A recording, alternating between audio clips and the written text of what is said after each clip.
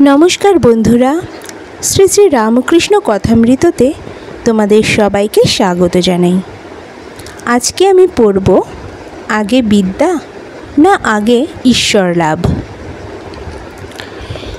ঠাকুর শ্রী রামকৃষ্ণ মহিমের প্রতি বললেন, শাস্ত্র কত পড়বে, শুধু বিচার করলে কি হবে?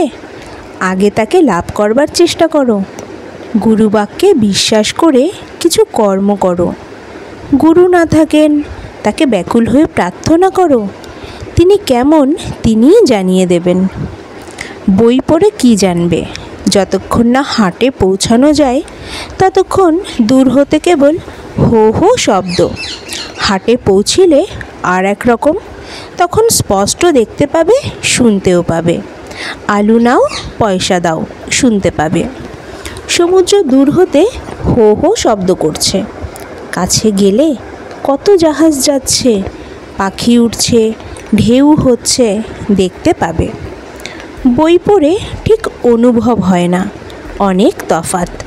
তাকে দর্শনের পর বই, শাস্ত্র, সায়েন্স সব খড়কুটো বোধ হয়। বড়বাবুর সঙ্গে আলাপ দরকার। তার কখানা বাড়ি, কটা বাগান, কত কোম্পানির কাগজ, আগে জানবার জন্য অত ব্যস্ত কেন? চাকরদের কাছে গেলে তারা দাঁড়াতেই দেয় না। কোম্পানির কাগজের খবর কি দিবে? কিন্তু জোশো করে বড়বাবুর সঙ্গে একবার আলাপ করো, তা ধাক্কা খেয়েই হোক আর বেড়া ডিঙিয়েই হোক। তখন কত বাড়ি, কত বাগান, কত কোম্পানির কাগজ তিনিই বলে দিবেন। বাবুর সঙ্গে আলাপ হলে আবার চাকর, দারোয়ান সব সেলাম করবে। ভক্ত বললেন, এখন বড়বাবুর সঙ্গে আলাপ কিসে হয়?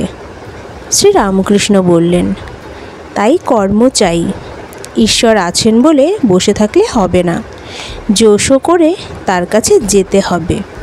নির্জনে তাকে ডাকো, প্রার্থনা করো, দেখা দাও বলে ব্যাকুল হয়ে কাঁদো। কামিনী কাঞ্চনের জন্য পাগল হয়ে বেড়াতে পারো, তবে তার জন্য একটু পাগল হও। লোকে বলুক যে ঈশ্বরের জন্য অমুক পাগল হয়ে গেছে। দিন কতক না হয় সব ত্যাগ করে তাকে একলা ডাকো। শুধু তিনি আছেন বলে বসে থাকলেই কি হবে? হালদার পুকুরের বড় মাছ আছে, পুকুরের পাড়ে শুধু বসে থাকলে কি মাছ পাওয়া যায়? চার করো, চারা ফেলো, গভীর জল থেকে মাছ আসবে আর জল নড়বে, তখন আনন্দ হবে।